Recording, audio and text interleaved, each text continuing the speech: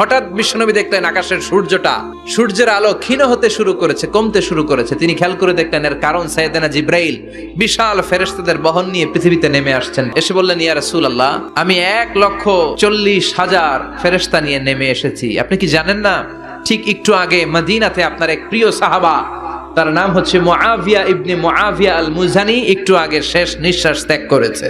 সাইয়েদনা জিব্রাইল বললেন, ও নবী, আপনি কি আপনার প্রাণের সাহাবীর জন্য গায়েবানা জানাজা পড়বেন না? বিশ্বনবী বললেন, অবশ্যই পড়ব। সাহাবীদের মধ্যে ঘোষণা দিলেন, ও সাহাবারা, তোমাদের ভাই মুআবিয়া ইবনে মুআবিয়া আল মুজানি কিছুক্ষণ আগে মদিনাতে ইন্তেকাল করেছে। তোমাদের ভাইদের জন্য সবাই বাইরে বের হয়ে আসো, এই মুহূর্তে আমরা গায়েবানা জানাজা পড়ব। বিশ্বনবী প্রথম কাতারে দাঁড়ালেন, হাজার হাজার সাহাবারা লাইন ধরে দাঁড়ালো। সাইয়েদনা জিব্রাইল 1,40,000 ফেরেশতা নিয়ে সাহাবাদের পেছনে 2টা লাইনে দাঁড়িয়ে গেলেন। নামাজ শেষ।